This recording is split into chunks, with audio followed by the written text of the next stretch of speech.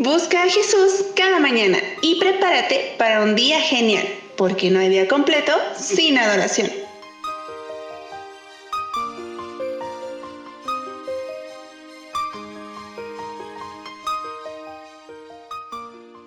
Buenos días a todos, queridos amigos. Dios les bendiga nuevamente. Les habla el pastor Víctor Morales desde Coahuila, México. Es un gusto estar nuevamente aquí en la sección El Versículo del Día con cada uno de ustedes. Gracias por escucharnos, por sintonizar esta radio. Y hoy vamos a compartirles y hablar un poquito acerca de Éxodo capítulo 16, versículo 4, que les comparto lo que dice. Y Jehová dijo a Moisés: He aquí yo os haré llover pan del cielo, y el pueblo saldrá y recogerá diariamente la porción de un día, para que yo lo pruebe si anda en mi ley o no.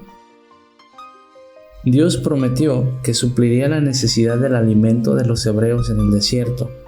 Aunque ellos bien habían deseado carne, ellos estaban ansiosos por probar ese tipo de carne, que dicho sea de paso, no sabemos qué tipo de carne era.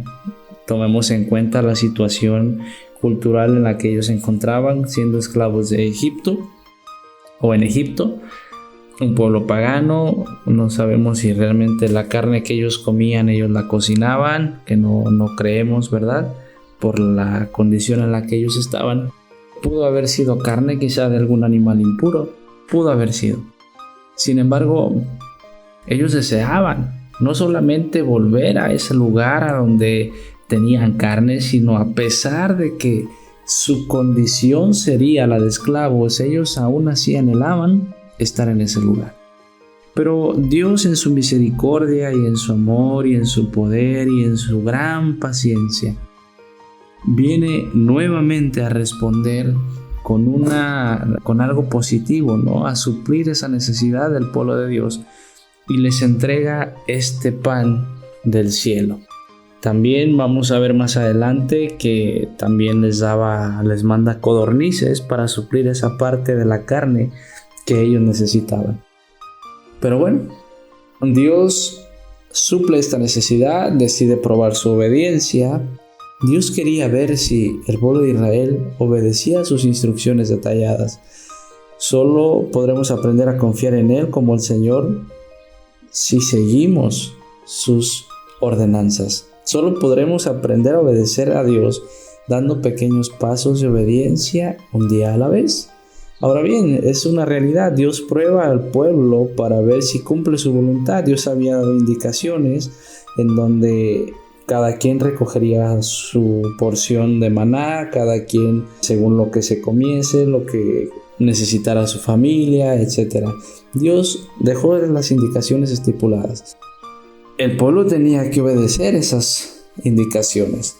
Pero la Biblia nos habla que parte del pueblo de Israel no obedeció, y entonces nos muestra qué sucedía con aquellos que no obedecían, o más bien con la comida que aquellos recogían de más, ¿verdad? Que se engusanaba. Una de las formas que Dios emplea es restringir esta cantidad de los alimentos. Solamente vas a ocupar lo justo, solamente vas a ocupar aquello que suple tu necesidad, dejando de un lado la entrada de la ambición o el desarrollo de ambición con malas intenciones o malos propósitos de parte del pueblo de Israel. Sin duda alguna, uno de los requerimientos que Dios le pide a su pueblo es la obediencia a su ley. Y muchas veces he preguntado a las iglesias, por ejemplo, en las que yo he estado, si la iglesia guarda la ley de Dios.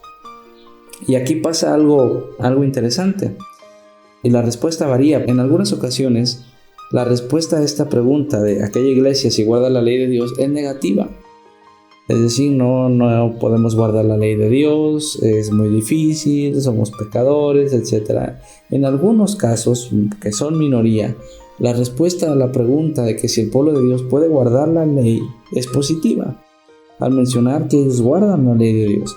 Sin embargo, como pueblo de Dios sabemos que una parte de nuestra vida cristiana consiste en guardar la ley de Dios, una ley que consta de 10 principios morales y espirituales. Pero cuando yo pregunto si el cristiano debe vivir sin pecado, la respuesta aquí es diferente. Por ejemplo, aquellos que me dicen que pueden guardar la ley de Dios, me dicen que no pueden vivir sin pecado. Y es algo interesante, pero también es una idea ilógica, porque si bien es cierto que el pecado es la transgresión de la ley, si yo entonces guardo la ley de Dios, por lógica significa que yo tengo una vida en donde ya no practico el pecado. Pero la situación de la iglesia es esta: viven en pecado y creen guardar la ley de Dios, o en algunas ocasiones viven en pecado y ni siquiera guardan la ley de Dios. Que al final de cuentas este es el resultado para ambos casos. ¿Qué quiero decir con esto? ¿Por qué les menciono esto? Porque parte primordial de lo que Dios estaba haciendo con el pueblo de Israel era llevarles a entender que no hay cabida a una vida cristiana en donde yo guardo la ley de Dios, pero también cometo pecados. No se puede hacer eso. O dejas de practicar el pecado y guardas la ley de Dios, o realmente no guardas la ley de Dios y vives en pecado. Y aquellos, hablando ya del pueblo de Dios en esta ocasión, que recogían el maná, que desobedecían a Dios, que cometían pecado porque transgredían la ley de Dios, tenían consecuencias en sus alimentos. Y debemos, o la invitación que yo les quiero hacer esta mañana es que debemos, queridos amigos, dejar de justificarnos que somos pecadores y que nunca dejaremos de pecar hasta que Cristo venga. Porque Cristo nos dice, debes vivir sin pecado, debes guardar la ley de Dios, debes mantenerte como una nación santa que se aleja del pecado. Parte del arrepentimiento verdadero es que te alejes del pecado. Y así debiera ser nuestra vida cristiana. Permíteme orar contigo.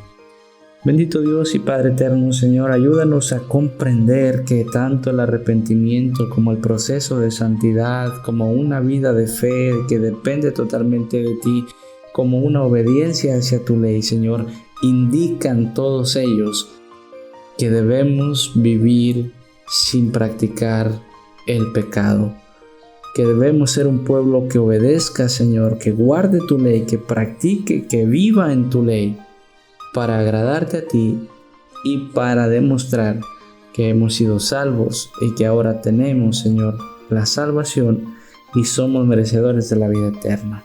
Permítenos tener humildad y permítenos, Señor, tener esa fe como aquella de que Cristo Jesús vino a demostrarnos, Señor, para contigo. Nos ponemos, Padre, en tus manos, en el nombre de Jesús. Amén. Queridos amigos, les motivo y les invito a que hagamos una diferencia y busquemos experimentar, vivir en la ley de nuestro Dios. Que Dios les bendiga. Feliz día.